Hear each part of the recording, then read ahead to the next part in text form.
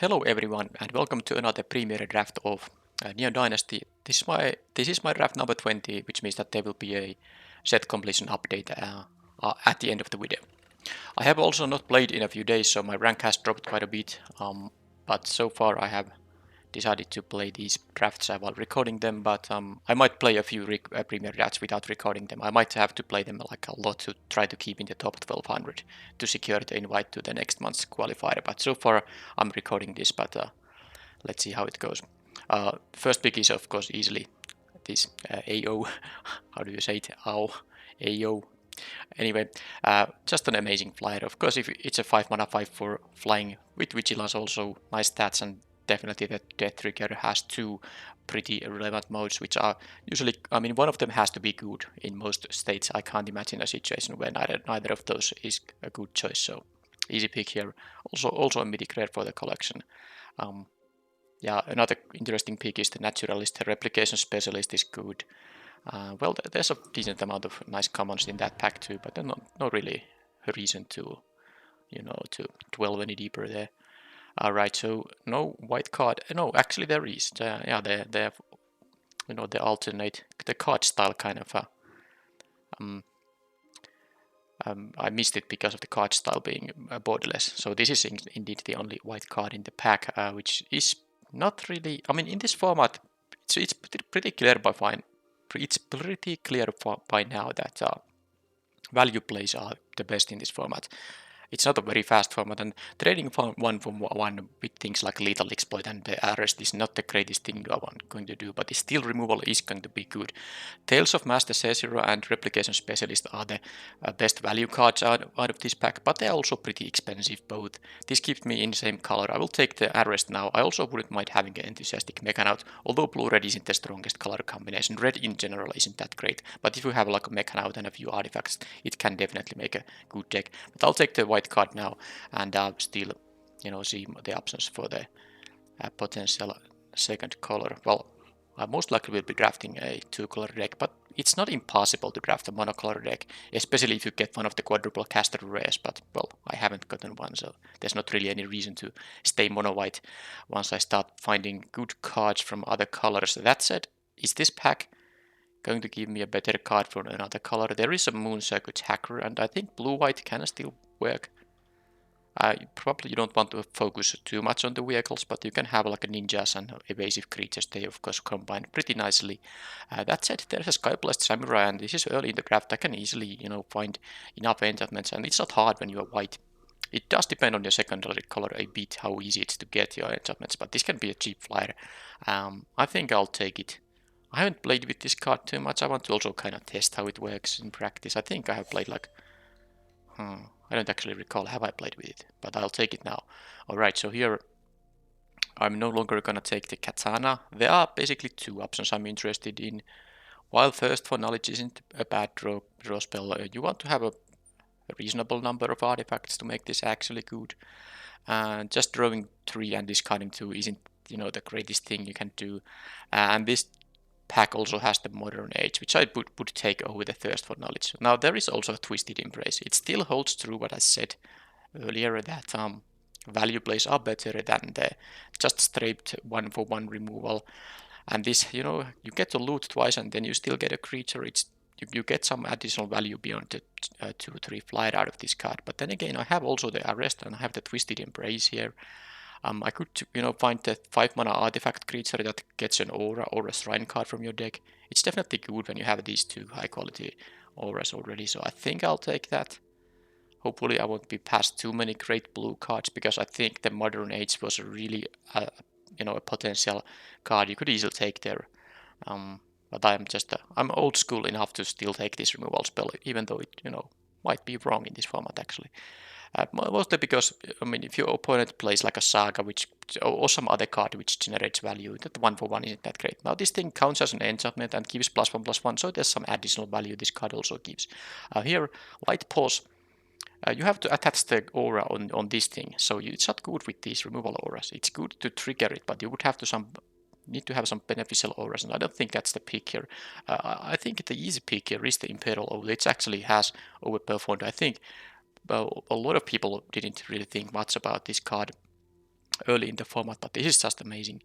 3 2/2s for 6 mana is definitely, you know, worth the 6 mana, and the Scry 3 is actually very valuable at that point in the game when you can't just ignore any lands that you are seeing in the Scryed cards.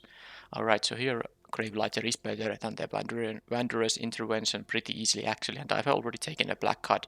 I can easily just continue with this route here, and I think I like the picks so far. Okay, so there's a circuit mender, there's a... Now I would like to have as many enchantments as possible for the Skyblessed Samurai, and black does have a number of enchantments, I just haven't really, you know, gotten much of them. And I can also still just not play this card because I'm not gonna play a 7 mana 4/4 flyer. I don't even want to play this if I expect it to cost 6. It has to be like realistically cost at least 5 and ideally cheaper than that on most cases. So I think I'll just take the best card, which is I think the Circuit Mender. There's not, I mean, yeah, black and white could do the artifacts plus enchantments thing, and this is not the worst if you have only one or the other, but I think the Mender is still the more interesting trade up there. Here, it's gonna be one of the... I mean, I could take the Careful Cultivation and try to see if green is open, but I think I'll taking either the Evasive creature or the Reconfigure creature. The thing about this Centipede is that it hasn't really impressed me that much. I don't even have any early plays that I can easily reconfigure this on. When it's just a 3 mana 2/2 that, you know, attacks as a 4/2, it's not that great. You have to get some good value from the reconfigure. Both are artifacts if that ends up mattering. And I like the crew one with 3 power flyer. That's also a way to, you know, win games, because sometimes in this format I have noticed that there will be board stalls, and you know, a 3 power flyer is a good way to try to maybe break them. There are reach creatures, of course, and other flyers, but it's gonna be easier to break a board stall if you have your own flyers. Alright, yeah, Tamiya's completion decent removal, but I think I'll take the Terrible Secrets now. It's not necessarily going to be deck right now, but it is going to be a good card if I get the enchantment plus artifact support around it. Okay, no one cared about the Mechanout. Now this is a premier draft, so there's no sideboarding. I think the Energy Blade is something you could sideboard in. Very unlikely card to be played in the main deck, or in the only deck for premier drafts, but I think I'm still taking it because I'm not gonna be blue-red here. Let's try to put someone on my left to blue-red. Maybe pretty unlikely this late in the pack, but who knows. Alright, so cut down won't be really... I have one Samurai and it's the 7-drop. Okay. Think I still take the white card, but I'm just putting it to the sideboard for now. It's not that great. Alright, so a pretty disappointing end of the pack. That said, I have 9 cards here, which I'm, you know, maybe somewhat happy to play, but this Terrible Secrets thing does require some support. Am I gonna take a 2-drop? I'm not playing the second Katana ever. I'll take the blue 2-drop, which I can, you know, play in case I open like a bum rare of that color. Okay, there's Invoke Calamity. Well, that's not a bum rare, and it's not a... Well, there's just no way to... I'm gonna pick it. Right. Okay, then.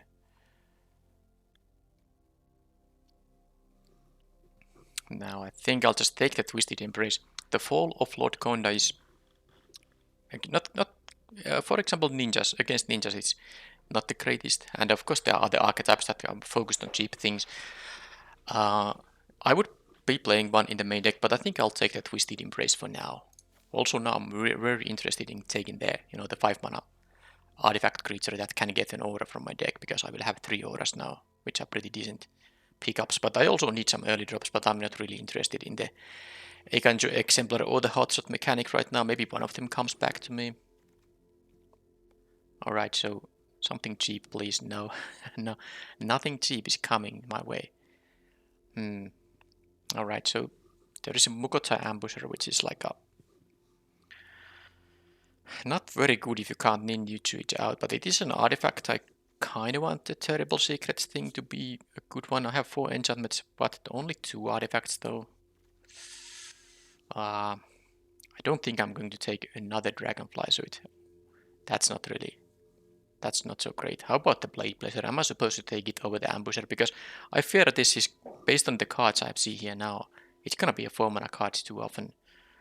And Lifelink 3/2 with 4 mana, I'd rather have a 3 mana 3/2 that can have one of these or both of these abilities. active. So yeah, let's take this, but it's not an artifact or enchantment. Well, let's see. Anyway, here I take the soul transfer. This actually can be a value card in addition to being 1-for-1 removal. This is a really good payoff for the having both card types in your deck. So I'm going to really focus now. I guess there's still a chance to ignore the white. No, I have the bomb mythic here. No, there's no way it's gonna happen. The gloom trigger is in this pack because I was thinking about green black here still. So now I'm actually just hoping to get something like an Eiganjo exemplar back. Anything that's a 2-drop and that's an enchantment will be pretty great now. Soul transfer is gonna be the pick here, and I really want to now, do the thing with the artifacts and the enchantments. But why am I getting? I have to take the Norika Yamazaki because it is such a good one. I have already these removals. I mean, the creature that is carrying this aura dies. This goes to my graveyard. Then I have this, and I get to recast it. That's just too good value. I have to take this, but now I have to take even stuff like Iron Apprentice from now on, just to have some early plays available. Oh, well, that's just not possible unless I actually take the Apprentice from this pack. Oh man, that's a tough one. It's not really a good card. There's a terrarium, but it's no, it's not. Doesn't really affect the board state. I would like to have another Imperial Oath, but I have enough expensive cards here. I need to take something cheap here.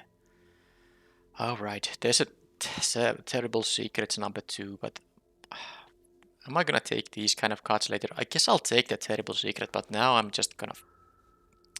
It's just such a weak 1-drop there, man. And look at these packs. Only 3-drops and 6-drops available. Oh, this is actually pretty bad. Huh. I don't think I'm gonna splash anything. I'll take another 6-drop here, but can I just please get anything? I can't. This is insane actually. I have seen some, low quality 2-mana cards. I didn't pick them because the packs just had better cards. But now I'm somewhat getting punished for that. Alright, so Scrounger is good defensive card, but I have quite a few 3-mana cards here already. Maybe it's just gonna be better than the Dragonfly Suit because I'm actually not gonna be crewing this a lot, so I think I'll take it and maybe replace the Dragonfly Suit. Okay, so it's still not a 2-drop here, but at least the Banishing Slash is gonna be a good. Sometimes might be even playable on turn 2. Okay, I got both of these packs, so I'm a bit sad now because I would happily play both of them now because just for curve necessity. But do I want to have an artifact or an enchantment? Oh, I guess an artifact. Well, this is I take the 1-mana 2-1 over 2-mana 2-1 here now. All right, this is bad. Bargain, not really. Dragonfly Suit. I'm not gonna play any of these. It's just not possible. Don't think. Just take an uncommon here, I suppose. Okay, I got the exemplar now. At least I got one of them. So maybe these packs, these cards came late to me, so maybe just they weren't opened in this pack. That's probably the case there. Hopefully pack 3 will help me a bit, because I think I need the help here now in terms of early drops.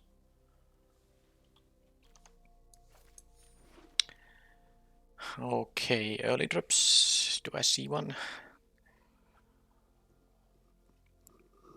There is a Lethal Exploit, which is definitely one of the weaker cards. Not as good as you might have thought when the format was young. It is still an acceptable 2-mana play here, just for curve reasons. I do like it more than the Glowing Torment. This will kill 2 toughness creatures on turn 2, and I might need to have just something to play on turn 2 to not get too much fall behind too much. But it is definitely not the kind of pack I wanted to open here. I can't take any of these expensive cards. That is just not gonna be doing it. Not gonna do anything good to me. All right, so I really wanted my 2-mana cards to be either artifacts or enchantments because I'm actually having 2 of these terrible secrets. I have the very good payoff in the soul transfer, but that's only 4 artifacts and 5 enchantments. But when there's a befriending the mods, I just would have preferred this one to be the 2-mana common saga that scries for 2, gains 2 life, and then it ends up to being a 2/2 first striker. Alright. What is my actual choice? Because I really don't think the Kitsune Ace is where I wanna be here. It just isn't. take the enchantment saga here, I guess. I like it more than the 1-3. But this is actually horrible. That's so many 4-drops. Come on, cheap cards. Okay, well, there is something not definitely ideal here, but the Increase Infiltrator is something that can be played on turn 2. That's actually the... Oh, there is a Shrine Steward here too, which I would like to have here, but geez, these are so expensive cards. I don't have to play both oaths. I don't think I have to play the Skyblessed Samurai. It doesn't seem like it's gonna get a good discount that often here.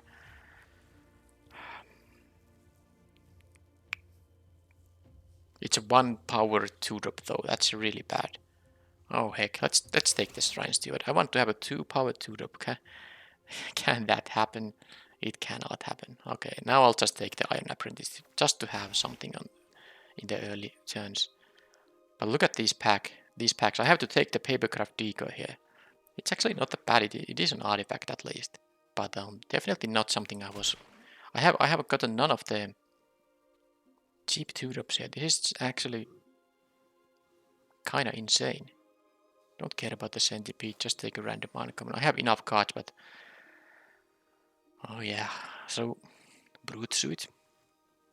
Now I'll take the Infiltrator now. I just have to take something. You are already dead.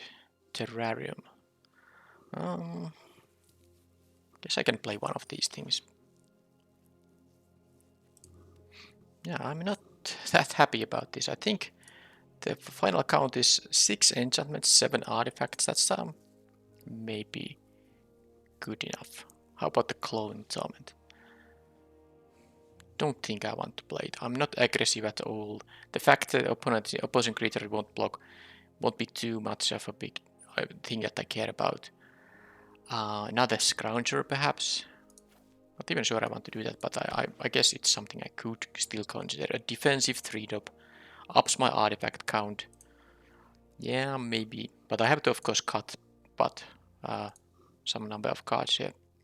I think it has to be the Skyblessed Samurai. The 6 enchantments probably isn't enough to run that card. Alright, so I have now the Kitsune Ace if I really need to play this. It just doesn't do much. I have a vehicle. No, I don't have currently any vehicles. I cut the vehicles from the deck. Definitely. If this was just a random artifact or an enchantment creature, maybe then, but probably. Okay, this draft went really bad. It went really bad. I guess I can play the Brute Suit now that I have the Decoy there. I'm gonna have to cut this expensive stuff. I'm not playing a 7-tail mentor, I don't think. Yeah, well that was... I didn't get any of the... Well, I got like... I guess I wanted to just have just cheap good cards, which I didn't really get. Alright. Okay, so I'm not surprised at all if this is gonna end up at like one win or something like that. It really depends on the matchups though, because this deck has some grindy late game potential, but it might not be enough to outgrind the opponents. And against any kind of an aggressive deck, I can see how I'm in big trouble easily. So the Blade Pleasure goes away.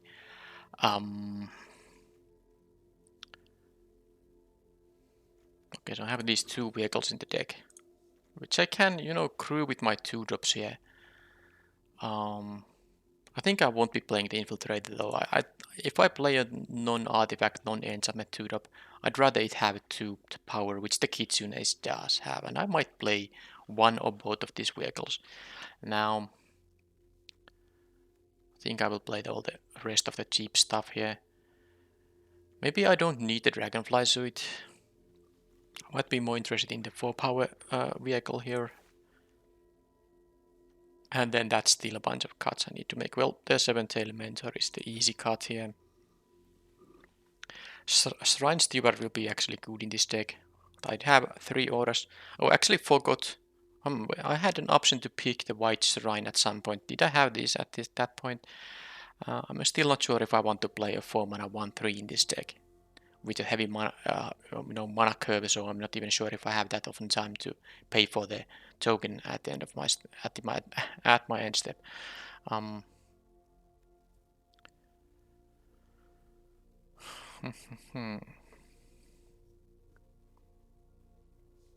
Anyway, I didn't pick it. I'm just, yeah, three auras that I want to, actually be fetching. I will be definitely playing the Shrine Steward. I don't think I can play all the Imperial Oaths. Maybe I have to cut one of the Oaths and the Skyblessed Samurai. This is only 6 enchantments, and that's one of them. So I would have to have 2 of them. I can't play the Samurai. That's just not happening. But I still want to play the Imperial Oaths. But let's say if I can do that or not. Let's see. Um, it is somewhat tempting to actually play the Brute Suit. My early drops can crew it. And it can trade with fairly big creatures. And even get the first strike, with the Kitsune Ace, which is, something that can matter. I would be easily cutting the Lethal Exploit normally, but it might actually be one of my few plays on turn 2. So the You Are Already Dead is another thing I could just be cutting here. I have some removal in this deck, and it is a bit unreliable sometimes.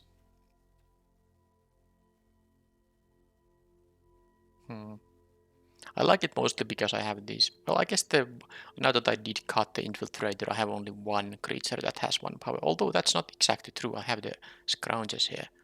Huh.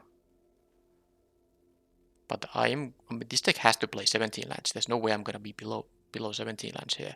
I didn't even get the, the Channel Samurai 5 mana thing that can get me a planes. This was a really awkward draft.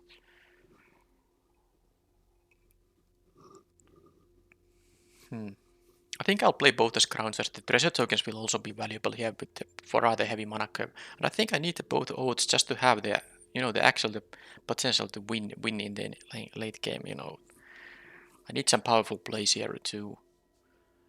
If I'm gonna curve out with 1 power 3 drops and stuff like that, I need to have some later, power plays, which I have with the Shrine Steward getting me value. Maybe the Kami of Terrible Secrets getting me value, and of course the Mythic Dragon. But I do like the idea of playing 2 of these Oaths here. Yeah, I think I just have to cut the You Are Already Dead. It's really nasty. Yeah, and I would definitely don't care about most of these 2 drops too much, but there are decks in this format that are fairly quick, and I definitely want to be blocking against any ninja decks. So I need creatures to do some blocking here. And now the final cut. Yeah, that Brute Suit is somewhat interesting. It's also an artifact for my things. Now I have 5 enchantments left in the deck, so maybe the Terrible Secrets won't be that great often. I don't even have any more cheap enchantments than the Eikanju Exemplar, so let's see, when do I have one of my 5 enchantments going on? I suppose the Arrest is here, 1, 2. Alright, well that is true. So I have the Exemplar, the Arrest, and then I have 2 of these Twisted Embraces and the Befriending the Moths. So yeah, they are fairly sticky. So once I have one of them on the battlefield, maybe there's a good chance to... Because I have a lot of artifacts, I don't see trouble with that part. This artifact requirement will be quite easy to meet. The enchantments, not that easily.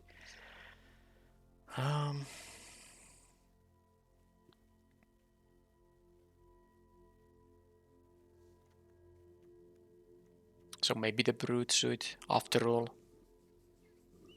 No, I just don't think I want to cut the Oath here. I guess this is quite a few 3-drops here now. And it's possible I don't have an early drop. And then the Brute Suit on turn 3 isn't really that great. You have to play a creature on turn 4, tap the creature to crew the vehicle. It's not really the greatest. So I will cut the suit. And I have to play the Kitsune Ace, I guess, here, just as a 2 mana 2/2. It has no other utility in the deck, not even a relevant card type. So I'm not very happy about that. Maybe I just should cut it after all. It's just so bad here. I will play the You Are Already Dead. I think the deck is kind of weak enough, so in order to get some wins, I need to at least play some cards that do things. A 2 mana 2/2 is definitely not needed in this deck, other than for curve reasons. I suppose I just hope that the lack of curving out potential won't, hurt me too much in the matches there. Alright, so this is the final build, but the deck is definitely bad. I don't know. I basically needed a little bit of these higher quality 2-drops, ideally enchantments, so sagas mostly. and maybe even something like multiple Eiganjo exemplars would have worked here. But I have noticed that the theme of artifacts and enchantments is not that reliable in this format. It's still something funny, well, not funny, but fun to try. And definitely cards like Kami of Terrible Secrets are very good if you can get the card draw and life from that. Alright, so now which is the double, I have one more basic land to add. I have some 9 and 10 and I have double casters for black. One double caster for white. No way to fix my mana really. Oh, and I have this double caster, so that's 3 double casters for black. I have a second white here, but it's a 5-drop already, so I guess I'll just play another swamp here. And that's the deck. Hopefully I will get lucky and get a few wins here at least.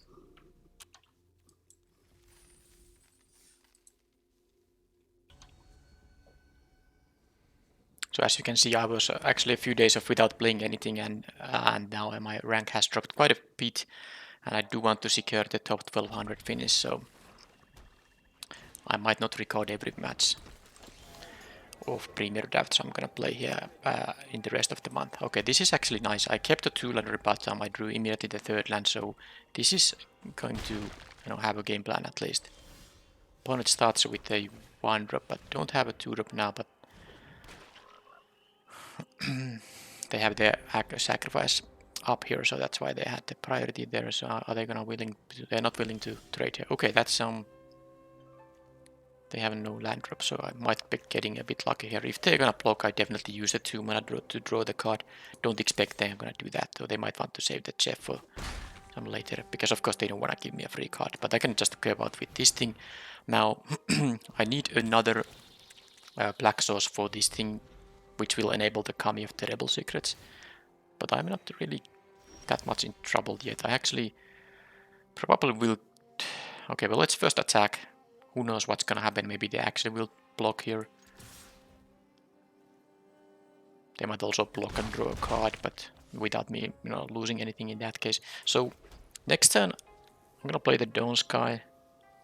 I don't really need the 3/4 for anything. I'd rather draw a card from it later on. I'm not really pressured. I mean, the 3/4 might just be pretty irrelevant right now. It's kind of awkward to not use your mana at all, but then again, opponent missed a few land drops and they haven't done anything than play this 1 mana card here. Okay, no ninjas there. So they finally have something else. Alright, that has minis now. Alright, so put 2 +1/+1 counters on each permanent you counter. Okay, or then look at the top 7 and get stuffed on the battlefield. Total mana value 4 or less. Well, either of these work. So I think even though I drew this, there's no reason to, play the Twisted Embrace.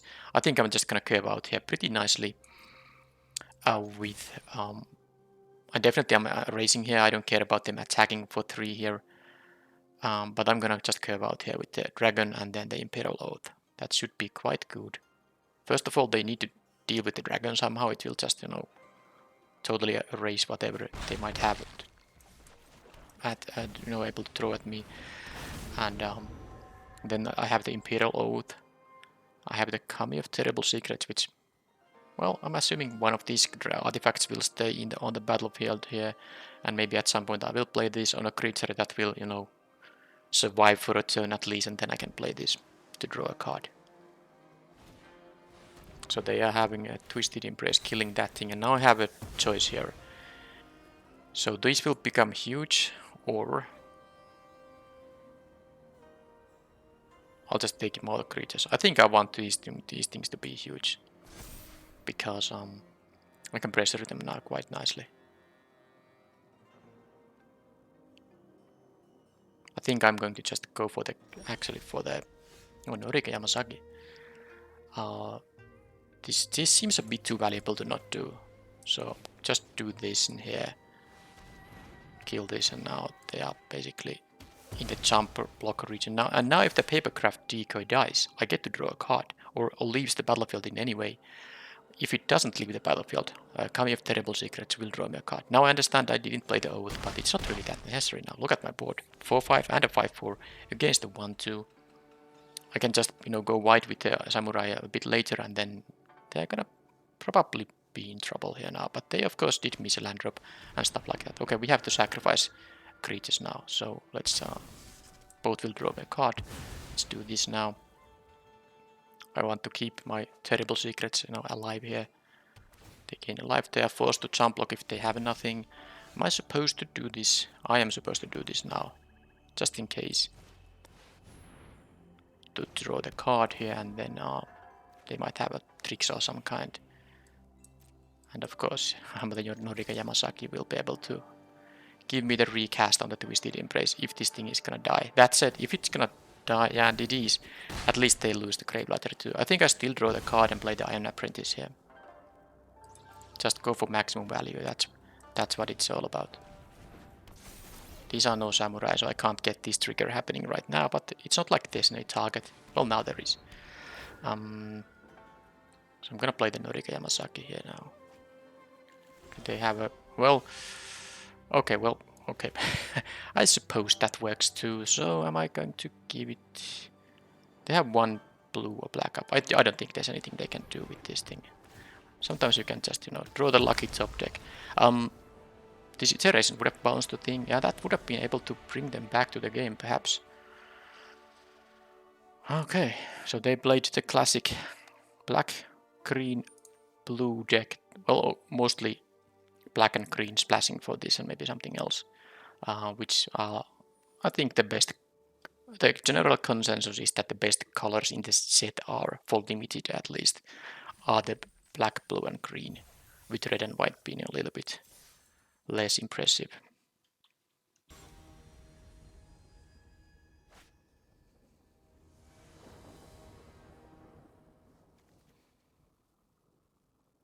Okay, at least I have some early play available, both colors and 3 lands, so fine. I have still 2 more auras to fetch with this thing, hopefully I don't draw them. Okay, so this is now. They can have a nice curve out if they are on the play with the Disruptor and the... okay, that's one of the targets. I have 1 left for the Shrine Steward. So if they do this into the 2-1 ninja that draws a card, that's already going to put them into a pretty nice spot here, especially if I'm gonna miss my 2-drop, which is gonna be easy here. Okay, no ninjas, at least not yet. Kite Rainy, I can't attack into that, sadly. Can't even block it, so yep. I'm still happy to draw the land here. But, yeah, they have just a 1-drop, 2-drop without me having any say here. If they play now a 3 toughness 3-drop, the hotshot mechanic won't be able to do anything, and now they have a ninja there. So, yep. Don't be the tech wrecker. I'm not happy about the Coiling Stalker either, but at least I can block that. Although they will tap down the mechanic. Oh, maybe they have another one of these. They did choose to play, maybe... I guess... oh man, are you serious? So I kept the hand with the Shrine Steward and the Arrest, and then in 3 draw steps I find the 2 other targets this thing can get me. I think I have lost the game already. So either they have a 4-mana drop or for the next turn, or they have another Disruptor here. Because I can block with the mechanic and the Stalker. I have to do this anyway. If they can... well, I guess I take only 3, but then they can put a counter on the Disruptor. I do have removal though, but this was really awkward with this. Both Twisted Embraces, I drew them just like that. Okay, no more ninjas, that is good news. But they have a Boseiju rediscovered, which I have removal for that once I draw my second swamp, but...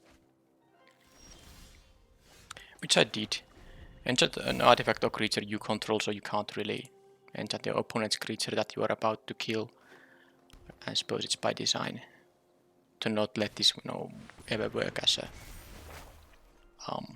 okay.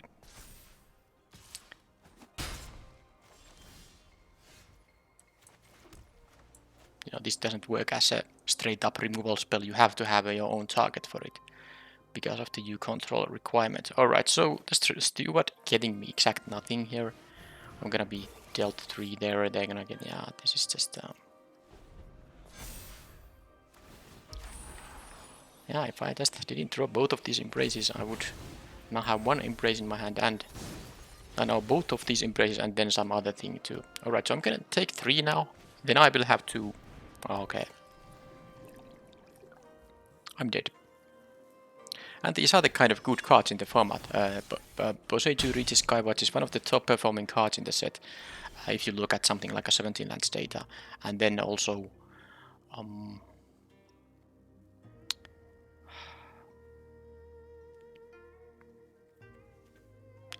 and this is also a good saga, of course. The problem here is that I have only 2 black mana.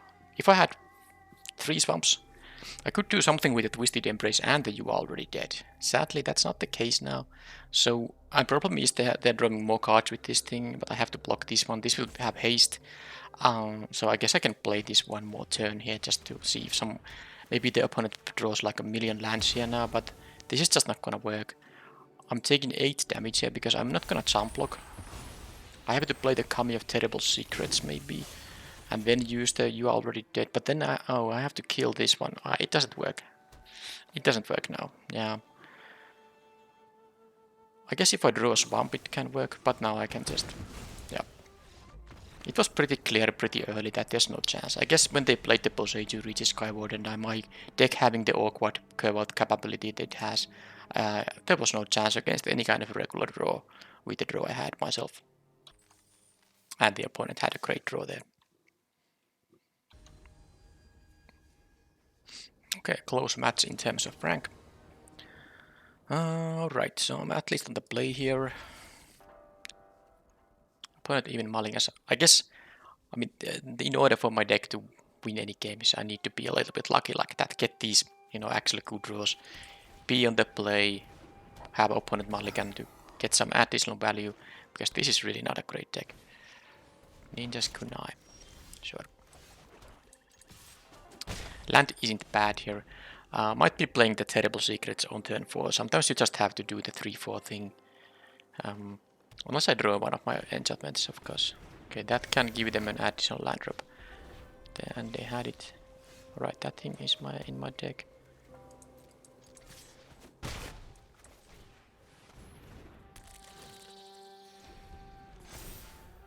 Well, I suppose if I get both, Network terminal. Okay, they can start looting with that thing if they want. Kappa Tech Breaker. Alright, well that is suddenly super good. Now, okay, Gravelighter to the rescue. Am I going to... This is actually interesting, because the Circuit Mender draws me a card, but the Mechanic is just the worst card here. I think I'm gonna sacrifice the Mechanic for now.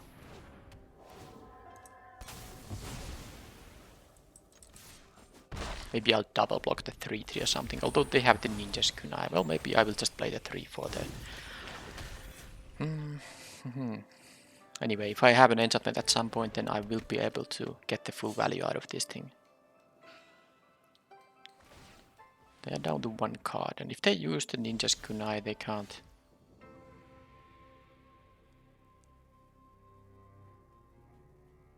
Loot with the network terminal anymore. I'll just attack for 2. I'm gonna play the 3-4 here.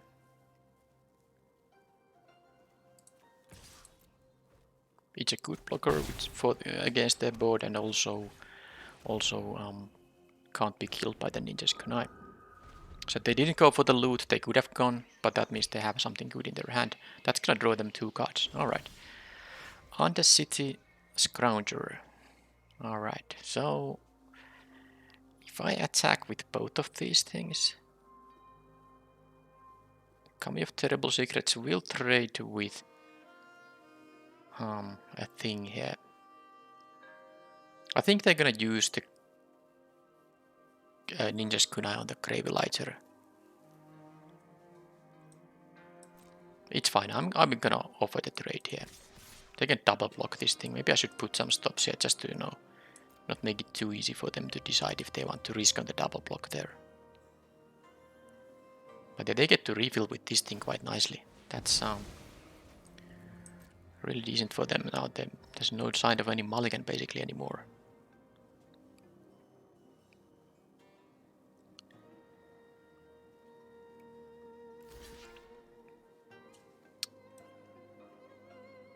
Okay, Likeness of the Seeker.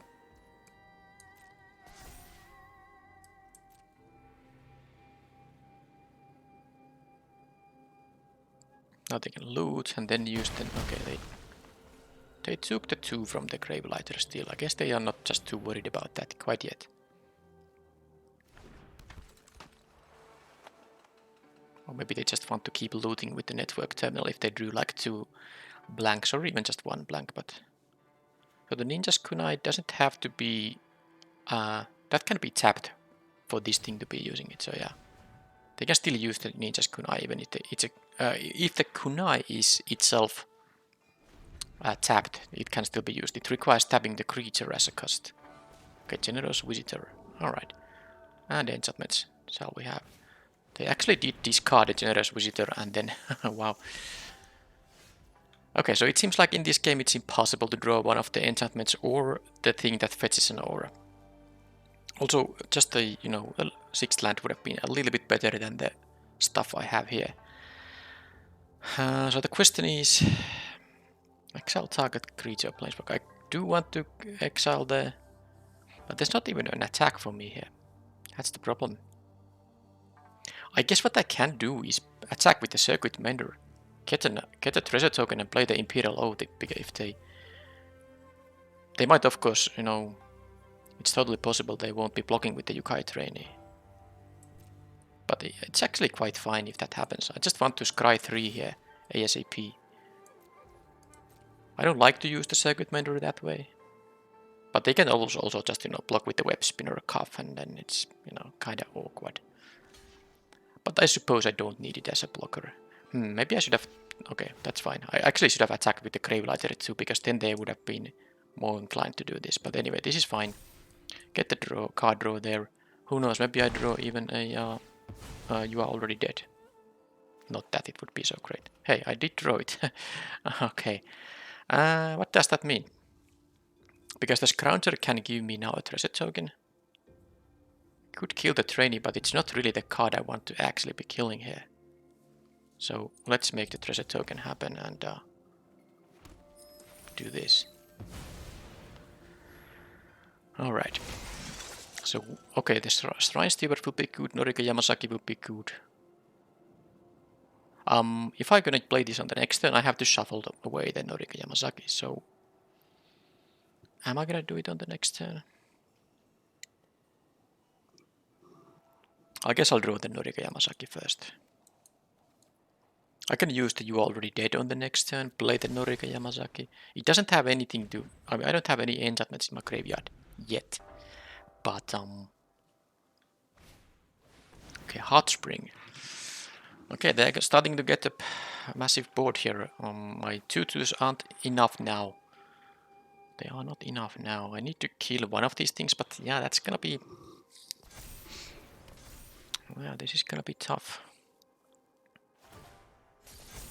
Yeah, this is gonna be like the board stall situation, like I talked about. I really want to get the full value from the soul transfer, but can I afford to do that right now? I guess I have to sacrifice one of my 2/2s actually. I will kill the Web Spinner Cuff with my... I mean, maybe the Generous Visitor has to be killed instead. Yeah, this is awkward. I lose 2 of these. I know, but it is... what can I do here? Just let them grow their stuff. So now what I do here is... and they still have the Ninja's Kunai. That's funny because they haven't needed to really do anything with it right now. I guess I just hope they don't have... I mean, it feels like the reach thing is the most, dangerous thing there is to face here. So... kill that. That kind of forces them to do something with the Gravelighter at least. And now that I played the Norika Yamasaki, that's 2 things they need to deal with. I mean, they don't know yet, but I will have an enchantment that I can recast with that thing. Yeah. Let's see if they're still gonna go for it. The Gravelighter is now going to be able to deal some damage to them. It cost me 2 of my Samurai, but I guess it was worth it.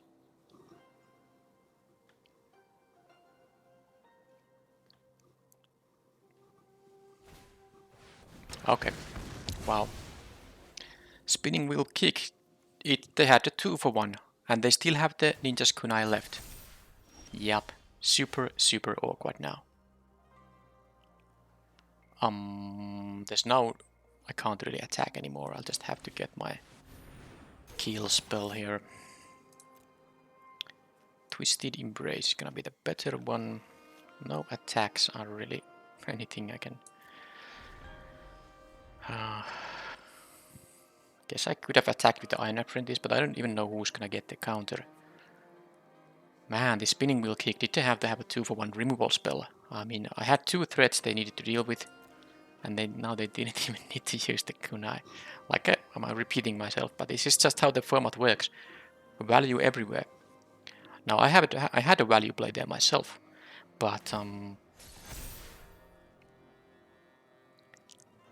so the problem is now that they have the Ninja's Kunai. I cannot target anything that has, you know, less than 4 toughness. So I have to actually target the Undercity's Grouncer, which is bad because that's the card I want to attack with. Because I want the Twisted Embrace to end up in my graveyard. But as you can see, there's no way to do that. Sorry, I don't have the Norika Yamasaki now on the battlefield, but I have a plan with the Soul Transfer. Although I can just take, you know, the Gravelighter back. Okay, maybe I don't care about this. So let's hope they don't have a kill spell on the Undercity's Grouncer now. Because if they do, it's pretty much game over. I mean, it's just gonna be so awkward. Alright, so now definitely get rid of this guy. And I can get a treasure token here. Am I gonna use one of the treasure tokens here? Next turn I can... Oh, actually, as you cast, I could actually use the Soul Transfer now. That is now with the full value because of the treasure tokens. Then I can even attack. Hey, that's a good plan. So Gravelighter, I suppose. Kami of Terrible Secrets is also gonna draw me a card. I'm gonna cast this. Exile this thing. Return. Okay, well, go to a mode. This will be exiled, and then I'm gonna return. It could even be the Gravelighter, but they have the Ninja's Kunai still left. But it's gonna give me some valuable... I like the Terrible Secrets too. It draws me a card. Maybe it's just not needed. I think I'll take the Gravelighter actually, after all. Because it's gonna give me both a flyer. If they want to leave the Kunai for that, then they do that. But it's also gonna give me the Edict effect, and I do have, you know, stuff to sacrifice here, definitely. So they're gonna loot now first. They actually concede. What is their hand? Okay, that's interesting. Maybe it was just lands. They had all the colors with this thing also. I mean, they can just kill the Shrine Steward here. Then I deal only 3 here, I suppose. Well, I won this. I was actually a bit surprised I ended up winning that game.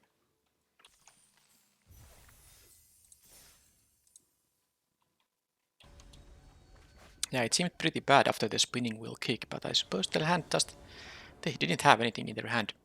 Okay, I get to, you know, keep my few cheap cards here that I can play at least something on early turns. That's good. And the Gravelighter can... You know, I can use the hotshot mechanic as a sacrifice fodder for the Gravelighter in case they have a... In case they don't have a sacrifice fodder for themselves. Let's see if I can do the same thing with the Shrine Steward here. I have this arrest here, so do I draw my 2 4-mana auras before I get to cast this one?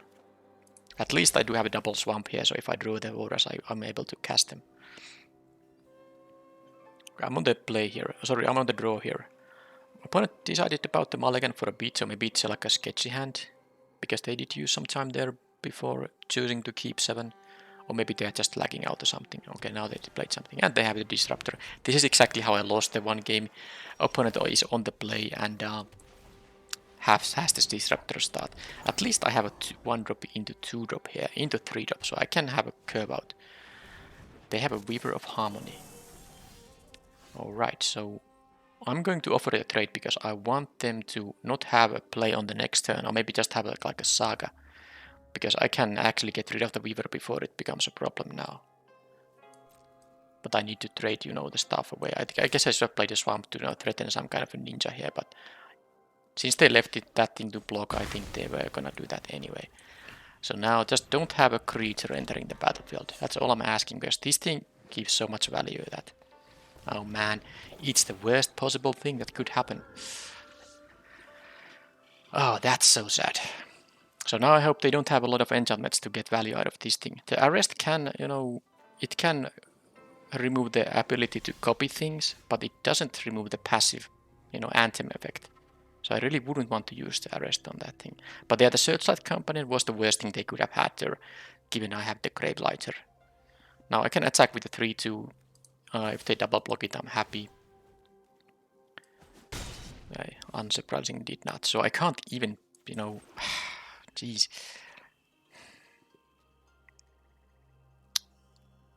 I can't play the Gravelighter now. This was the worst possible thing they could have done there. Jeez. Because I have to sacrifice... Well, the Exemplar, they sacrificed to 1-1, and that is ridiculous. The problem with playing the Arrest on this Weaver here is that not only they have the permanent +1/+1 effect on all the enchantment creatures, the Gravelighter's you know, Edict mode is gonna be bad. I need to try to draw a card from it. That said, it won't be that hard. They have good stuff to sacrifice on it anyway, so I think I'll just do this to have something to play on this turn. But so they can't copy anything anymore, but they... You know, I don't like that their enchantment creatures will be so good. Okay, they had no plays, and I can play the befriending. Okay, so this is actually, given that they had nothing at least yet, this is not so bad. They did think about their mulligan decision, so maybe they kept like a 5-lander, because it seems like they are, you know... Although if they had these 2 and 3 drops, that should be rather easy keep, maybe. Network terminal, alright. Do they have another color? Are they gonna block this thing? They have a 2 mana up, so they might have a pump spell or something, yeah. Oh, I don't... I have actually 2 enchantments now, but I don't have a artifact this time. So let's see if some creature dies on this turn. That's gonna allow my Gravelighter to draw a card. So I don't care if it's my creature, I just want something to die. Either they jump block or, you know, have a trick so that the thing will die now. They loot. Okay, that is good. They just use this for looting, and now that was a jump block, and this will now draw me a card because a creature died this turn. That's perfect. They had... Oh, they playing 3 colors, so now they have access to white at least. Anyway, let's draw a card. I'm not sure if I should be worried about them having the arrest in here, but I guess it's... I guess I have multiple threats. The 2/4 flyer is coming up though.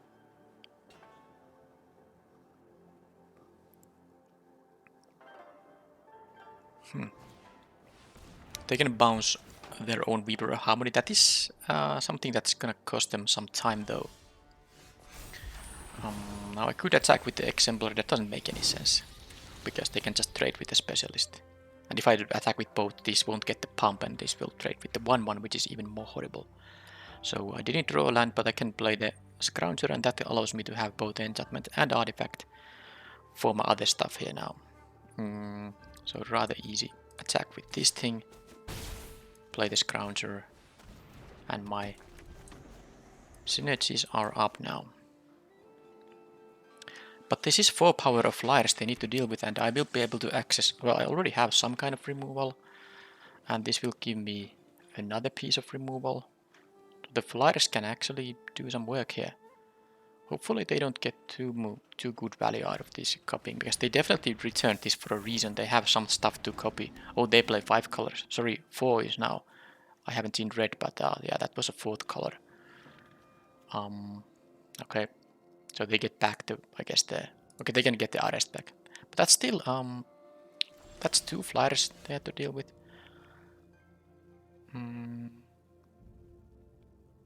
What's my play this turn? Well, I'm not attacking with the Scrounger, so I suppose... Now I could attack with the Eiganjo Exemplar to get a treasure token from the Scrounger. It just makes no sense, right? I'm gonna play the Shrine Steward, get my thing. Oh, I could just play the Kami of Terrible Secrets. Looking at their board, actually they don't have a good block on this 3/4 right now. Yeah, I like that idea more. They go down to 7. And play this thing. I guess I want to leave the swamp up. Because I have now both artifact and enchantment here. Yeah, I don't think there's any... I don't see even... Well, I might be interested in killing the Weaver of Harmony, but it's still quite slow. I try to play this because this is gonna be a decent attack here. Because when they do some double block shenanigans, I can, you know, use the You Are Already Dead. Maybe somehow valuably. They have a blocker now. Well, I can also kill that thing with the You Are... I think I might have to kill that thing actually. Huh. So what's there? Oh, I can just draw. I have one of these left, so I'm actually going to have to use this very soon. But I don't know if I'm doing it on this turn yet. Of course, there's no rush killing this thing. I could play this You Are Already Dead and the Shrine Steward this turn. So if I attack with a terrible... Now this 1/5 is gonna just block the Grave Lighter. What I could do here is just you know, make this into a 3/3 flyer, kill the Ghost I attack them to 4, but that seems like unnecessary right now. So they're gonna most likely kill the Kami of Terrible Secrets by double blocking with the Specialist and the Gloomshrieker. And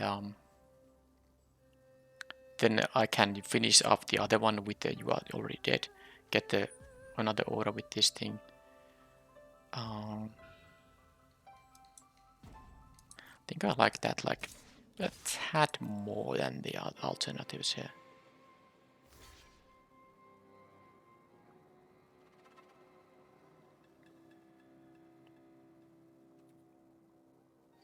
I guess I should have left some, you know, combat stops here too.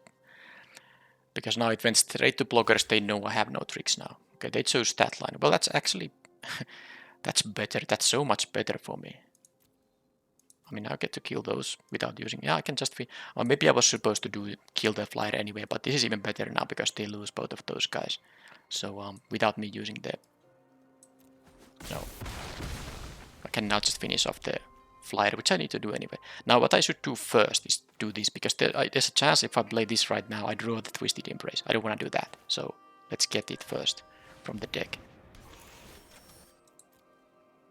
And then I'll play the You Are Already Dead here. Like so. And then get the treasure token here. Oh, I forgot I have this in my deck. That's a kill spell on the Weaver of Harmony.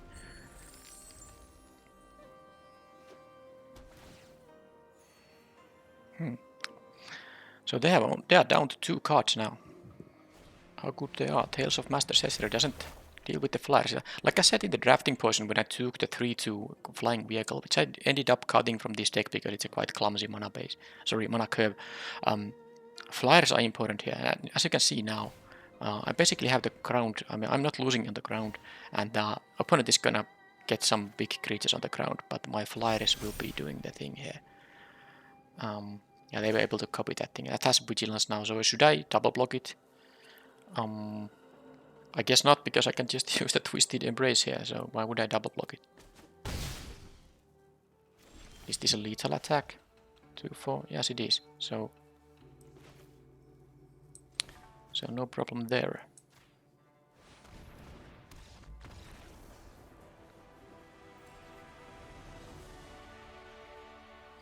I'm actually 3-1 with this deck. I didn't expect to win, but I have been maybe a bit lucky with my starting hands. But like I said, I need to be a bit lucky for this deck to perform well. I'll take that. I've been also somewhat unlucky in some of my drafts, so you have to face the both ends of variance.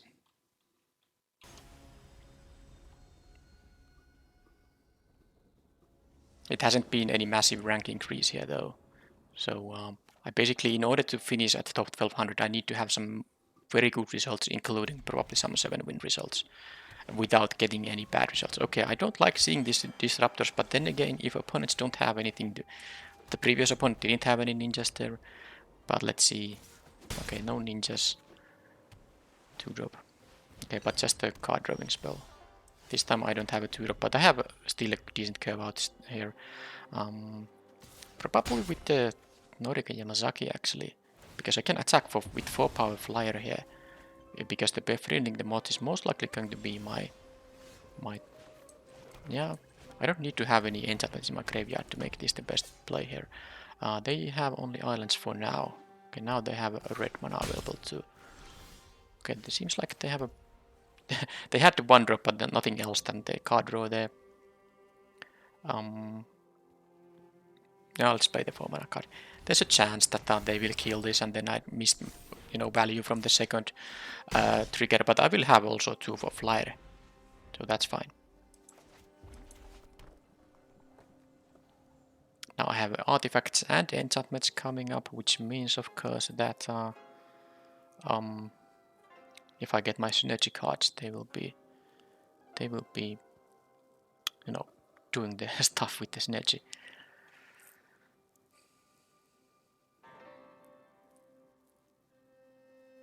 Because the Undercity's counters are not really top priority for the opponent's removal, but they have a Behold to the Unspeakable. That is horrible. Oh, but that's gonna be what a draw. Just insanely good draw. Ooh, let's do this right away. Don't draw cards, don't have a big flyer. Wow. Yeah, I did miss up. I mean, I only used 2 of my mana, but who cares when I got rid of this thing? Scry 2, draw 2, have a big, like a 6/6, 5/5 flyer. That would have been insane. Now they have to play fair magic now, I suppose. Alright, so is it time to arrest that thing? I can play only a 3 mana because I do care about continuing the attacks. I could attack for 3 here still. It is valuable. And what I'm gonna play, like an Undercity's Croucher. Yeah.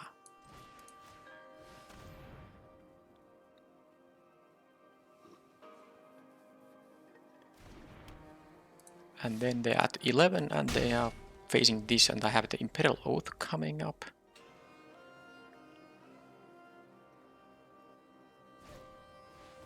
Song Shaper. Scrap Welder. Oh, that's not nice. They get to benefit from the Steel Breaker. But the good thing about that is that then this Intercessor's Arrest will in that case go to my graveyard, and I can use the Norika Yamazaki. If it doesn't, get killed, of course. But yeah, let's now... Again, relevant having these flyers here. And now it's also relevant having... So this makes it so that the opponent can't really, have a good ground attack with these tokens around, and I can just have another Oath coming up. That sounds fairly reasonable, doesn't it? So I can just, try to swamp the board and actually just finish them off that way. I'm gonna have another set of 2/2 tokens, but let's see how, wide of a board can they make here. So they can get the card drawing artifact back if they really want to. But they do realize that if I attack with any samurai alone, I get to, in that case, recast the Intercessor's Arrest as long as the Norika Yamazaki is alive. They also have to deal with the moth. Okay, that is... well, I'm not too worried. I guess they make this into a 3/3, yeah.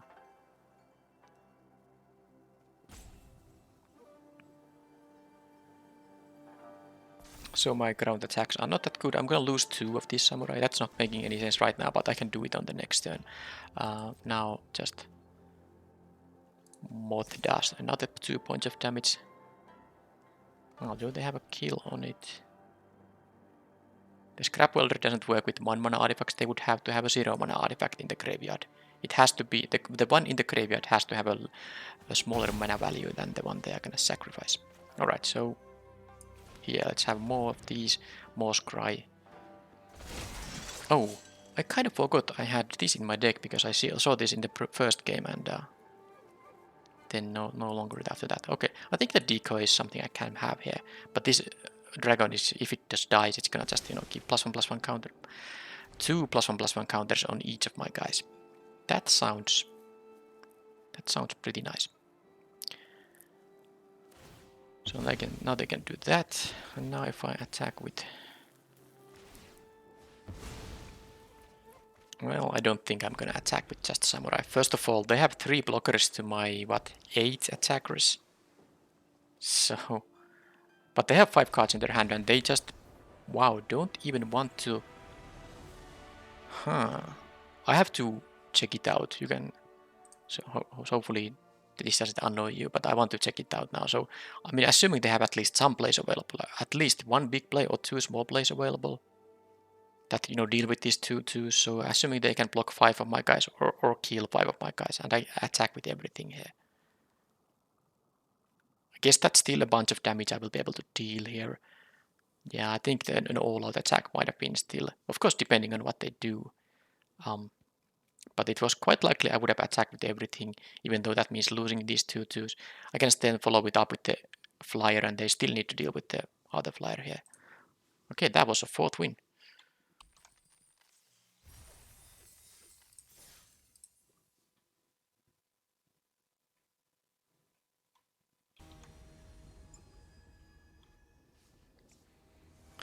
So let's continue that way then. Another decent starting hand. There's even an artifact and an enchantment for, you know, basically for the soul transfer, which, you know, doesn't have anything to return from graveyard right now, but it's nice to have the option available.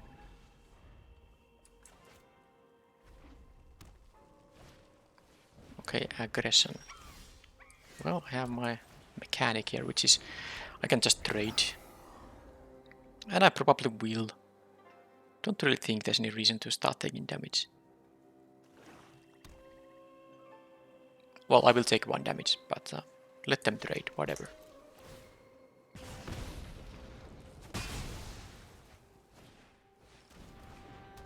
Okay, Leech Gauntlet. So,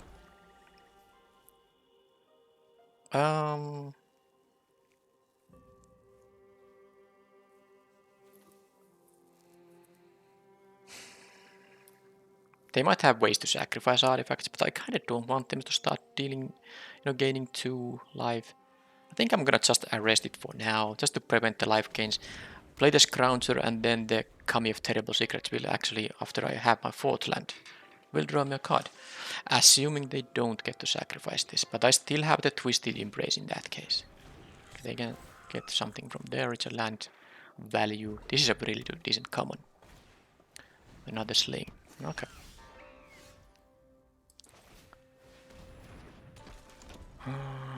So now I just hope that I draw land and they don't get rid of the gauntlet in any way. They're gonna have the shock variant, yeah. Sacrifice Leech Gauntlet, this is disgusting. I lose both my artifact and the enchantment in that case. Oof. Yep. Well, I guess it was time for the opponent to have the exact nuts there. I've been pretty lucky in my previous games here. So back to square one in terms of the Terrible Secrets thing. At least this is now a better draw than the land actually. It is, truly. So now I can draw maybe a 4th land for the Twisted Embrace, then I will again have both. Oh, they just don't care, they let me draw a card here. Wow, that is not bad. Let's see if they can get another land or a cheap spell out of this thing, or do they miss a land? Okay, if they have a swamp in their hand, which they do, definitely not great. I can get rid of it with the Banishing Slash. Might have to.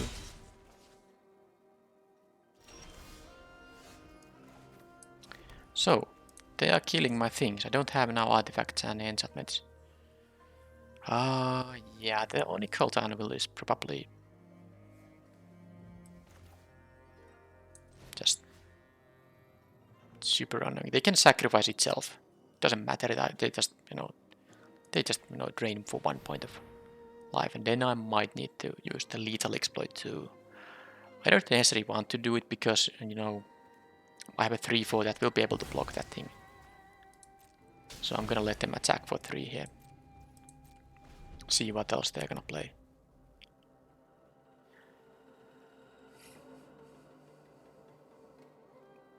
Okay, so they're checking out their graveyard.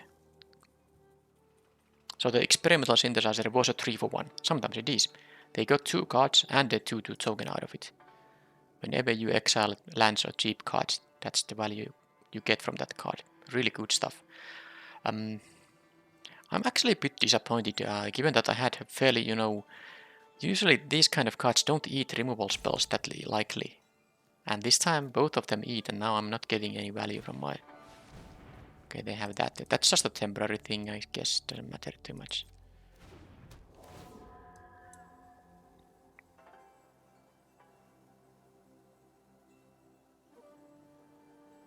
So yeah, I was kind of expecting to get the value from the Kami here, but that's not happening right now.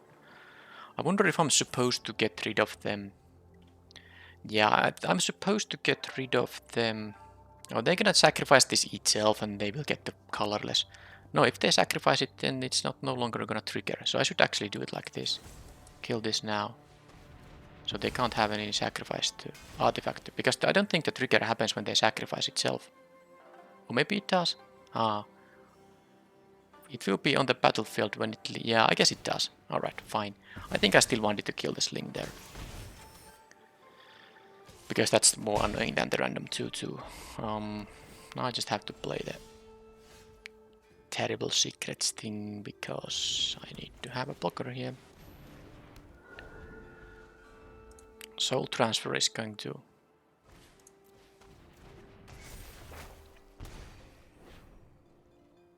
Oh, I first need an artifact. Alright, so they might have the discard thing. Guess I'll just need to Twisted Embrace that. Kami of Industry, and can I raise? Sadly I cannot. I could attack for 4, they attack for 3. Oh, then I go down to 10, they have a menisca. I don't think I can actually, with them being at 24, 23, well now 24. Doesn't really make any sense. Oh, that's disgusting. That's really disgusting. I guess the Norika Yamasaki is, the opposite of disgusting. So, I will lose this Norika Yamasaki. They will definitely block and trade with it, but I can use the soul transfer to get it back. And in the meanwhile, I can bring some of my enchantments back. I think it's actually I should have done this first. I'm a bit fool, but what can I do? I think they were gonna block with the 1/1 and draw a card anyway. It seems likely, but now they will be able to attack with the 2/2. I will, that's acceptable, I suppose. And yeah, I could have to use this soul transfer there post-combat to get rid of the soul dockside chef while they are tapped out on black mana. That was an option there, but I feel like I want to have the full value out of it. Don't have a ninja, please. Thank you. Alright then, so... there's gonna be an Intercessor's Arrest, the only thing I can have here. But I need to... it's gonna be super annoying though, but...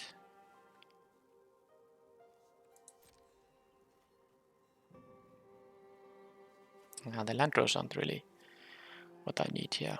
I wish this was a samurai. Alright, so... because I'm gonna attack with this, the 2/2 is gonna block it. Then I'm gonna arrest the chef. And then I'm just gonna...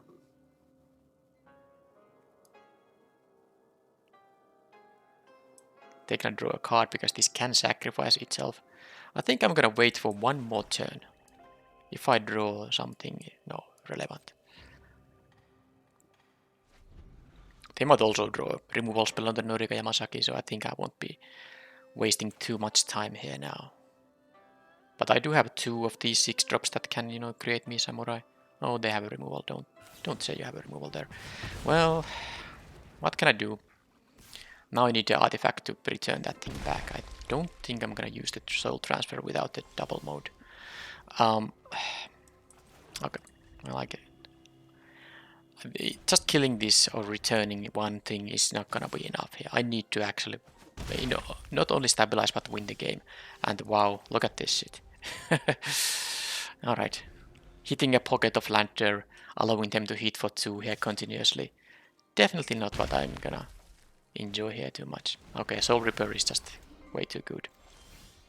And now I drew the Oath. That is good against the Soul Reaper. I need multiple blockers here, of course. Shrine Steward. Finally. Get an artifact.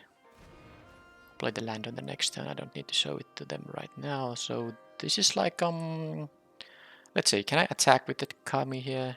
Don't think I can. Both of these have menace. This has, by the way, menace by default, because this thing has also the ability vehicles you control have menace. Not often relevant, but it is something that, let's say if you have a deck with 3 of these, you might consider running some vehicles in that case. Unstoppable Ogre. Alright, so...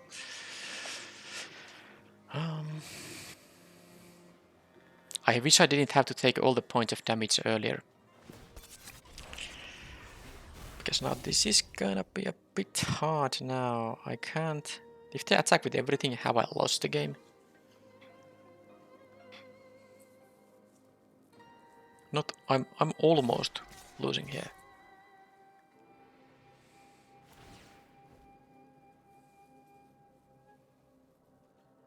So this is gonna block this no matter what. Now there is the choice to block the road captain and take 4. Can't really think I can do that.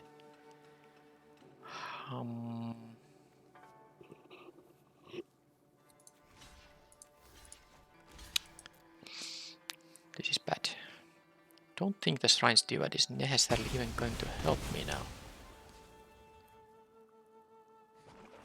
It seems like they are a bit flooded out there, but...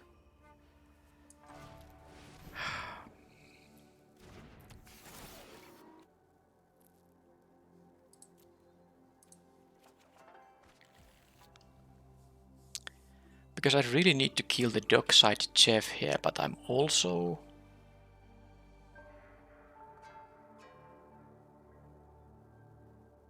Because they can double attack on the next turn.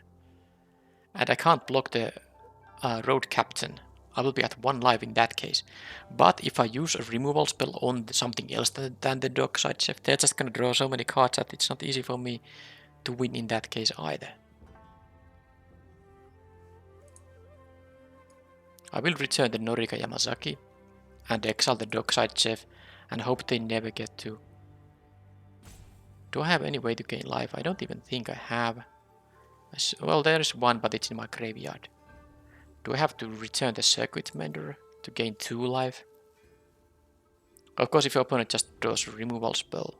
No, I can still block the ogre no matter what. I guess they will have to feed the ogre to me to attack me to 1, so there's that. But I guess, I mean, just to win the long game, I have to do it like this. And I think the... Okay, maybe I should play the circuit mender after all. I don't necessarily need the banish, the arrest here. Okay, I'll take the 2 life thing here. I take that 2 life thing, and now I have to hope that they don't draw anything too good. There are a lot of good draws they can have though, but there's not much chance. The menace is really problematic. The fact that I hit the pocket of lands and they were able to deal at least 4, maybe even 6 damage unopposed with the road captain. Now the opponent did hit a pocket of lands too. That's fair. But, okay, now my hands are forced. Now I can only do this, and let's see if I just randomly die here. I don't randomly die, but it's very close. I have to actually kill the 1/1 flyer. Twisted Embrace.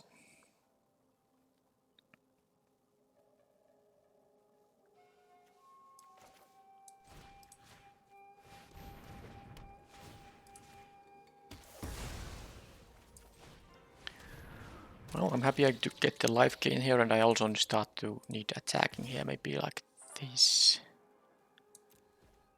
Yeah, they can attack with both, but then I will just, yeah, I just can't really not attack myself. I have to do some attacks here. Alright, befriending the mods, that's gonna be good. Now I will have enough blockers here, I think. So, I can start dealing some reasonable amount of damage here. I need to, win this quickly too, so I'm gonna just, deal 9 here. Hopefully I can survive another turn, because now they still can attack with both. I can't block the 1/1, but I have to take a little bit of a risk here.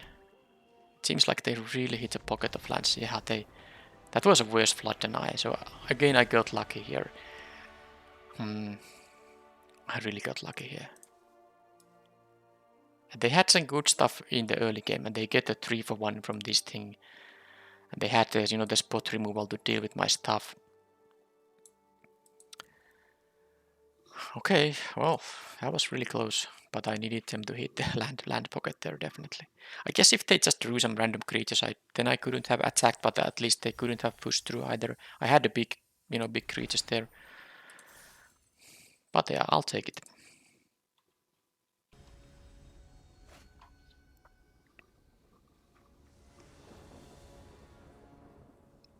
Okay, on the draw, but this is actually fine. Opponent also mulligans, so I have a couple of different options for turn 2, and all the lands to cast most of my stuff, including the double caster here.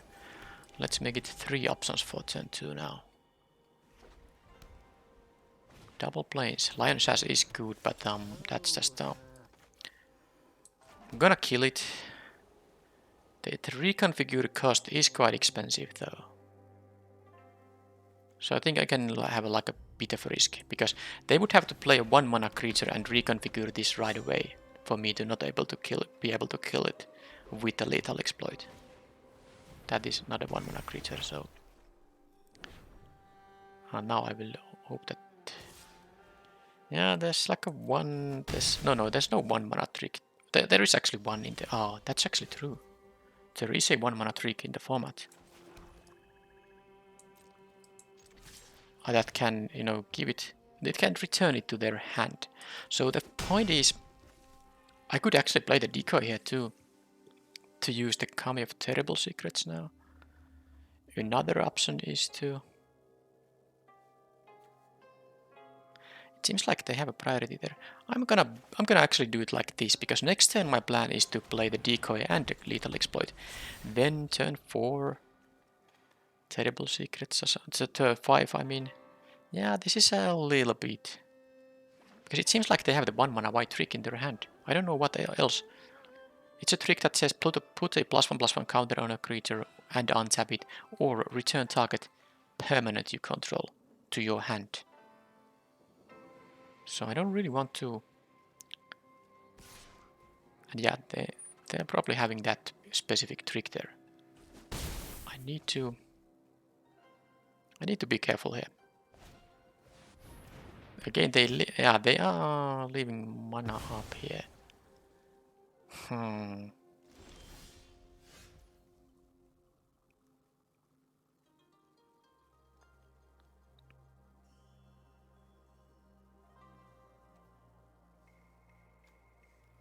Well.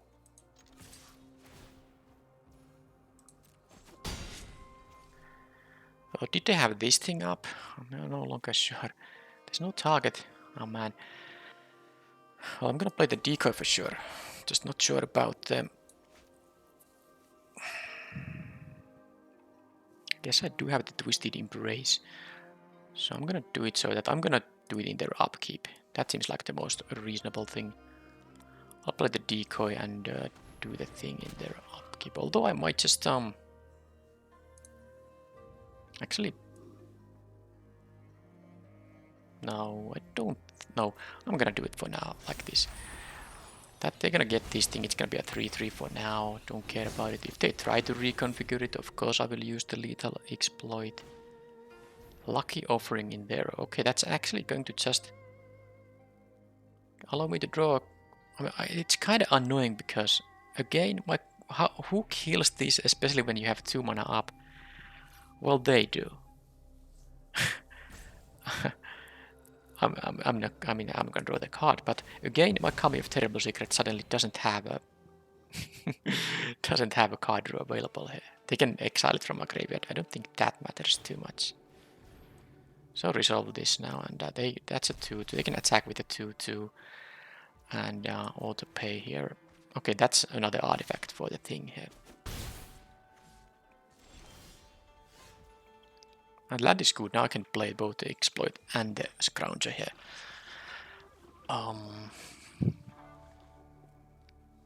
Yeah, let's attack. I'm taking a bit of damage, but I'm not gonna block with this thing.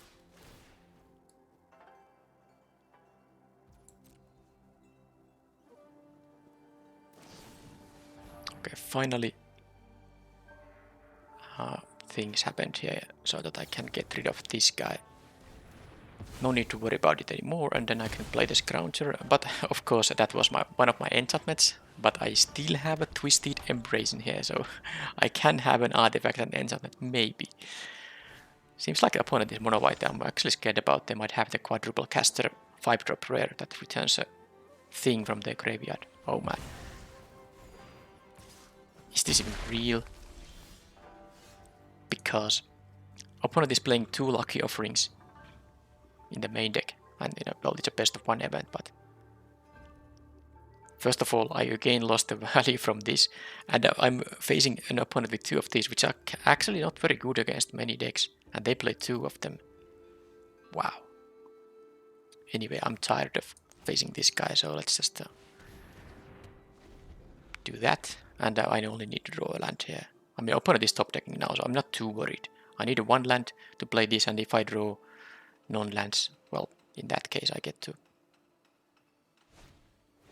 Oh, they have the Banishing Slash too. And even for the full value. Jeez, nice top deck opponent, what the... That's actually pretty ridiculous. I'll play this now, but the problem is they can, Okay, that was just totally ridiculous thing. I'm actually a bit... Well, I was so lucky in the previous game, opponent flooding out so badly, so maybe that's okay. But they did have to actually draw that thing, so they choose to now that they can attack with either of them actually. They could attack with a 2/2 and use that 1 mana. Although I could trade with it in that case, but I'm not gonna jump block here. Twisted Embrace is going to do something. Oh, but it's not gonna be enough. Because, I mean, if I kill this, I still lose to this. But at least I got my Imperial Oath here, so... Okay, this is good stuff. Next turn... Oh, do I want to actually draw the land here? No. No, I can only draw 1 of these cards a turn. So next turn I could play just the Circuit Mender. Yeah, I'm gonna play the Imperial Oath number 2. I kinda lose 1 Scry because I want to draw the land. Sorry, the thing that gives me a life. Yeah, if I had already 7 mana, I would put the Circuit Mender on top and play two spells on the next turn, but I can't with a 1 3 mana spell and 2 4 mana spells. 6 lands. And if I take the land, that doesn't allow me to double spell either, so that's just I'm gonna just have the Oath. But I needed this now, because they can... As long as they don't draw another flyer here now, I should be in a decent shape.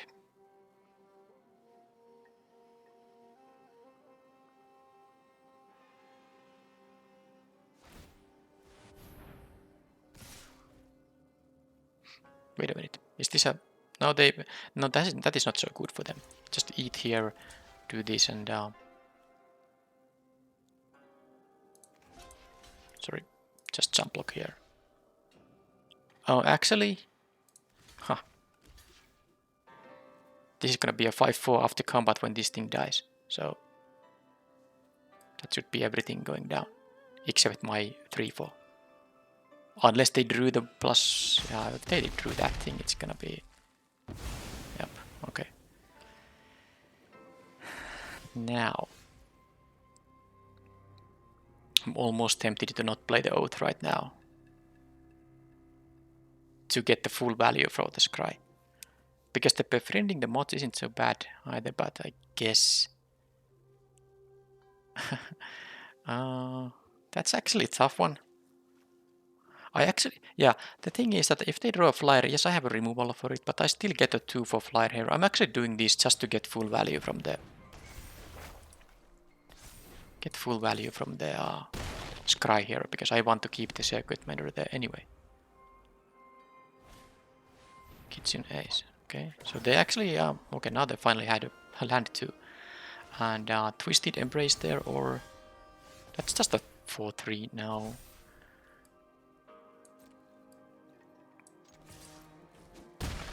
Just don't make it fly. Can they make it fly?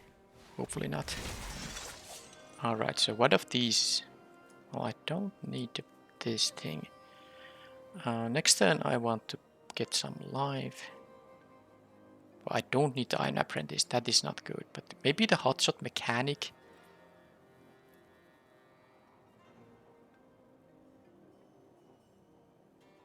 Not very good either, actually. But it allows me to double spell. Although if I draw a land, I can double spell anyway. Yeah, maybe the mechanic isn't just worth it.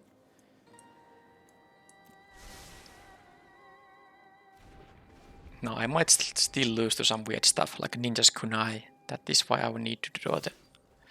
Get the... is there a reason to... Just block with everything, just in case.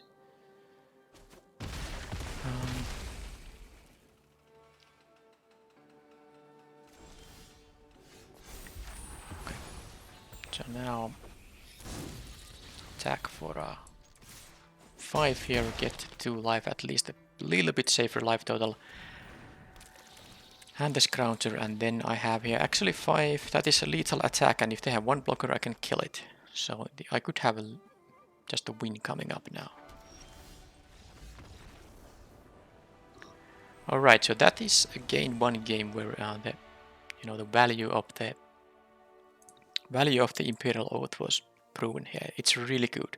I actually drew the 6th land on the very turn when I needed to have multiple blockers from 1 card, and I got it just in time. Okay, I'm actually quite surprised I'm at 6-1 with this deck, but hey, let's see if I can get the 7th win. I have 2 attempts at it.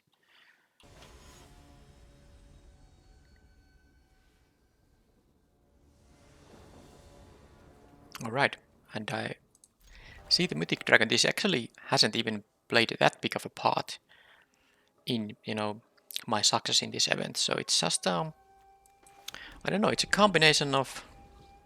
Well, I do have some value plays available myself. Maybe that is really the key here. Let's play the thing that can attack for 3. Definitely I just want to draw lands now here, given my hand. But I do have a fairly good amount of 3 mana cards in the deck, so there's a chance if I draw spells they will be castable still. Okay, that's totally fine. They could have a ninja, but I mean, it's not like I'm gonna block that with my 2-1. It only gets the boost when I'm attacking here. Yeah, but of course, I would block with the decoy if I had the 2 mana for the triggered ability, but now I'll just have to accept that if they have a ninja, they'll get the value from it. Because it's double value, both the ninja and this, they get this back, but they didn't have it. And now if that's gonna be a 2-2, might even block it. Or they are not interested in that. So am I gonna go crazy and attack for 4 here? Actually 5 by killing the, I could attack with this boat, that's also a possibility. Attacking with only the exemplar makes no sense whatsoever, because that, I mean, I'd rather attack with both, because they can still trade with the exemplar. So the question here is, it would be pretty much of a waste of a Twisted Embrace right now. So I think I'm just gonna attack here with these boats, and because now that they didn't attack, I don't think they have a ninja, so I can just do this. And they will trade with the exemplar most likely now. Now that they have the +1/+1 counter there, it's a lot more valuable for me. And I can use that. I mean, if I don't draw a planes, I can still use the Twisted Embrace on whatever they might have happening here. Of course, ideally I just draw a planes. Okay, there's no... Okay, they get additional land drops, but it's kind of wasted when they have no creatures with the Roaring Earth in play. Okay, they wasted a trigger there.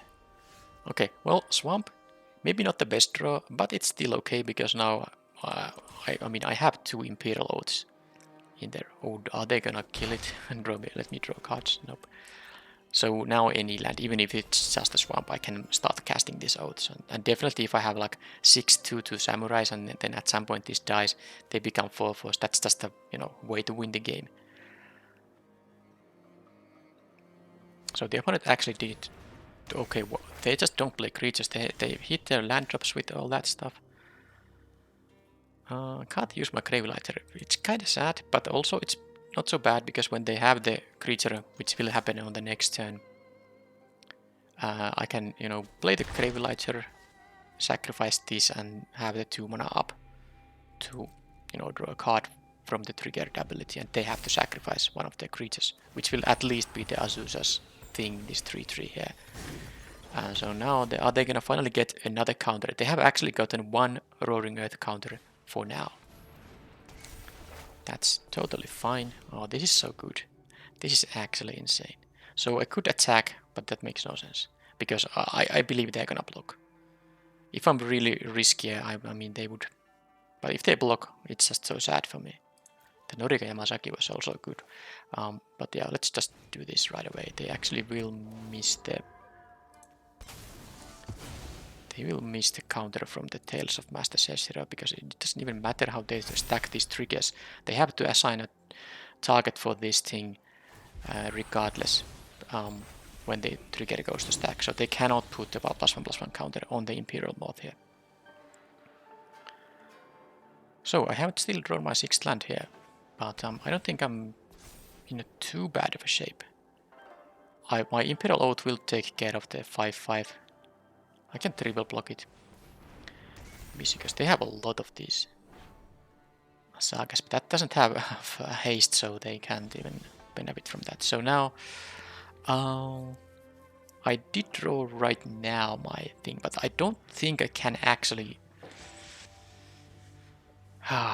use the Imperial Oath right now, because this is gonna get a massive pump effect.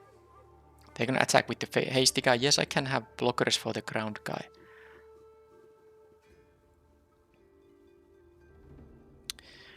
It would be pretty tempting to play the Dragon too. Yeah, the opponent is definitely threatening me a lot, but I believe this is what I have to do. I also have to hope they don't have an actual response to this, because if they have like a Master's Rebuke, ooh, it's gonna be bad. But I feel like I'm taking too much damage if this doesn't work. Okay.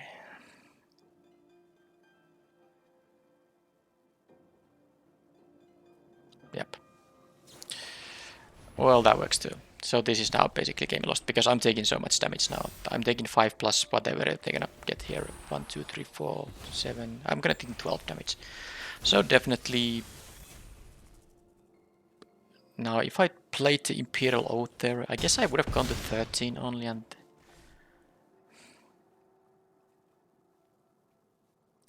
Yeah, it's pretty tough now. I'm of course now just back against my wall. Oh yeah, more of that. I wonder why they did it post-combat. Maybe they wanted to see if I have a trick of some kind, but now there's just no way. I do have my dragon. Oh, I don't need the lands. I don't think I don't need 8 lands for anything, nope. So I'm gonna take 5 in the air now. I do have the Twisted Embrace though, which I can play with the Norika Yamasaki. If they have land, yeah, okay, I lost now. I lost because they had a response to my first Twisted Embrace. I don't know how would it have gone. How would, yeah, okay, that's just winning. Win in the air now. They just you know, target the moth and that's it. Probably wouldn't have been enough if I played it the other way around. Just play the 6 mana spell when I played the... Because this would have been a problem anyway. All the stuff they had in their hand would have been a problem. The double 5, yeah, that was just... I don't think I had to win there, but definitely now, when I played the spells in the order I did, that was just putting me even in a worse position there.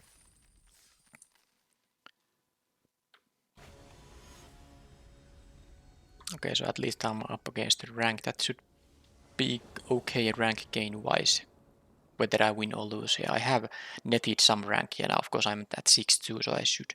This is also a decent hand. Too bad I am again on the draw here, but and they start early. Oh, that's a fine draw. Let's hope they don't have the ninja, although maybe... Okay, no ninjas there. Fine. 1 drop, 2 drop start.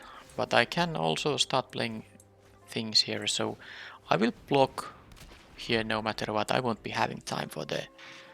You know, time for the 2 mana trigger here.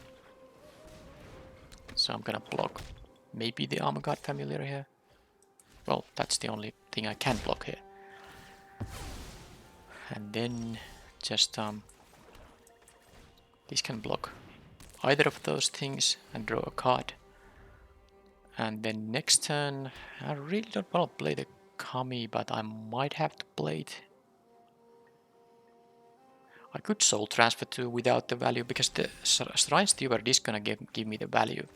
Okay, they did absolutely nothing there. Huh. How greedy can I get? Kami of Terrible Secrets has a chance to draw a card, but it's very slow process. And I have the Imperial Oath, and I think it's just a little bit too much. I mean, because I have use for my mana for so many turns now that I don't think I can afford to not play a 4-mana spell now. Yeah, this thing actually starts giving me actually counters. I need to, in fact, get rid of it, but wow. Well.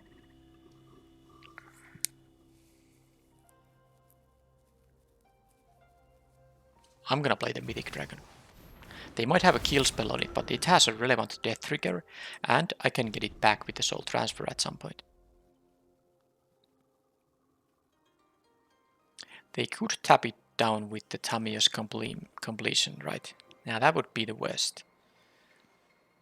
If they have that exact thing. Okay, so let's see what they have.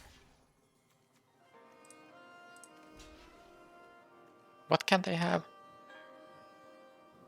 They can have a whatever. Let's do this. I don't actually care which of these guys die. I just wanna get rid of that thing because I have value plays, handful of them, so I don't mind actually who of them is gonna go away now. Okay, they just trade with the Kami here. That's harmless. As harmless as it can get. So now, oh, pretty easy. Attack with the dragon. Can I win the? Oh, it also has vigilance. Sort of forgot that thing.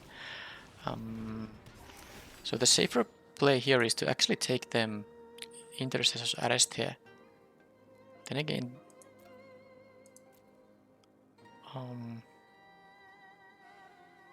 because then I don't have to target my own guy. But on the other hand, yeah, okay, actually I'm doing it. They might have some way to get rid of the enchantment, but the tiebreaker here in my decision was that I can actually play the Arrest and the Soul Transfer if I draw land.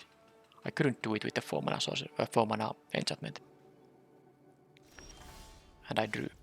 Although the opponent is not doing anything right now, so I don't really want to do too crazy stuff to open mana here. So maybe I will just first attack with the dragon and then play my Imperial Oath. That seems quite... Okay, they had the Tamiya's completion there. Well... Okay, well I can't attack with these guys. Still gonna play the Oath now. Or...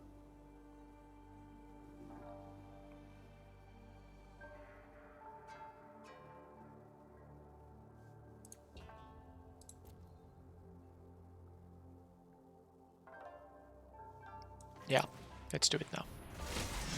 Alright, Twisted Embrace, alright, look at all this stuff. Do I need the Undercity's Crown Zero? I'm definitely taking the Norika Yamazaki.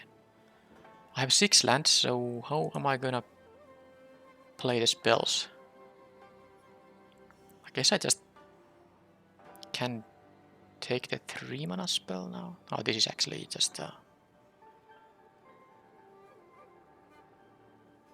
Do I need the Twisted Embrace now that I have the Intercessor's Arrest? I think I'm gonna take the Norika Yamazaki first. Then the Twisted Embrace. Then I can take the 1-4. It's not necessarily the best thing, but it's something that I can still do. Oh, they get to draw 2 cards because they have an artifact creature and... Okay, that was a good one. Let's see if they're gonna tap out on something. I kind of want to use my removal because I have a massive... Okay, yeah, this is great. Now I will get rid of their board and I'm attacking for, look at this, 11. So let's do the thing with, all the good stuff. So I'm going to arrest this thing. I guess I could just, offer trades here too.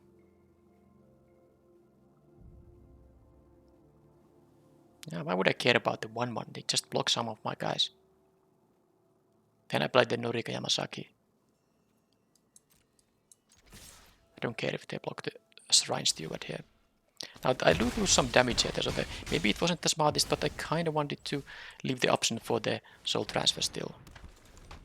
I guess the one problem is that if they get rid of the arrest, I don't have any other enchantment other than the Twisted Embrace. But first of all, the opponent just has to, deal with the stuff on the battlefield. So they did return the roadside reliquary. Makes actually sense because they can draw 2 cards, but it's, well, I guess the net is only 1 card after all. But it's still better than nothing. Now they are facing here still 11 points of damage with no blockers at 7 life. So let's see what they're gonna find here now. They don't know about the soul transfer.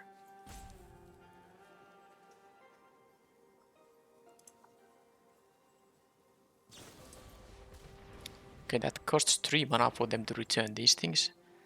And then I can... Okay, they are at least mostly going to tap out here, I guess. So is this gonna be a victory now? Because I think it is.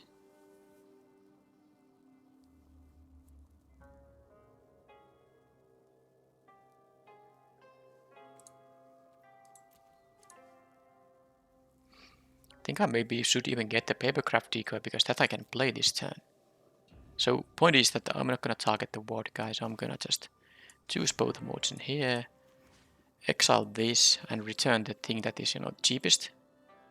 That is the only thing I can cast. I have only 3 mana left, so I'm gonna take the decoy here in fact. I mean, this is already lethal. I don't think there's anything for 5 mana they can do, but... I mean 1 mana, not 5 mana. They have 1 mana. But I guess I'll see now. Alright, they didn't have anything. So the value plays... So my deck was, a clumsy, mana curve, not really... The early game in my deck was really unimpressive. But when I get the ball rolling, the deck had some very good plays available. So I'm still thinking the deck wasn't that good, and I had to get a bit lucky in these games. But also it had a good late game, and I think the decision just to not play the,